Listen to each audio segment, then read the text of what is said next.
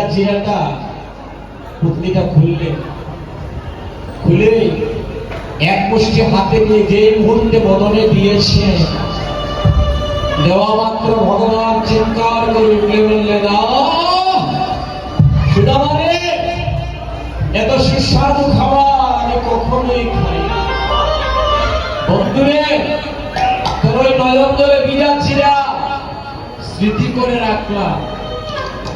আগত কলিযুগে আমি যখন সচিরনন্দন হব, হরিনাম যজ্ঞে যদি কোনো ভক্ত আমাকে চিরা প্রসাদ, আমরা নিত্যানন্দী প্রসাদ দেই না, চিরা দিয়ে যদি আমাকে ভোগ নিবেদন না করে, তার অঙ্গনে আমি কিছুই সেবা করব না।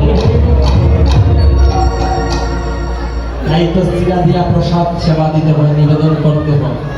চিরা প্রসাদ ছাড়া মহাপ্রভুর সেবা হয় না। দেখবেন সকাল হলে চিরা লাগে, সন্ধ্যা হলে চিরা লাগবে। আমার ভগবান, আমার মহাপ্রভুর অতীব প্রিয় হচ্ছে চিরা প্রসাদ।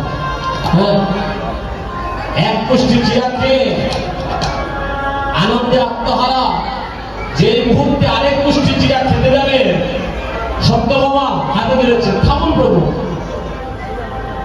এক মুষ্টি চিরা খাওয়ার লক্ষ্যে সমর্পিত হয়ে গেছে। আরেক মুষ্টি চিরা যদি আপনি সেবা করেন, আমাদেরকেও সমর্পণ করা হয়ে গেল।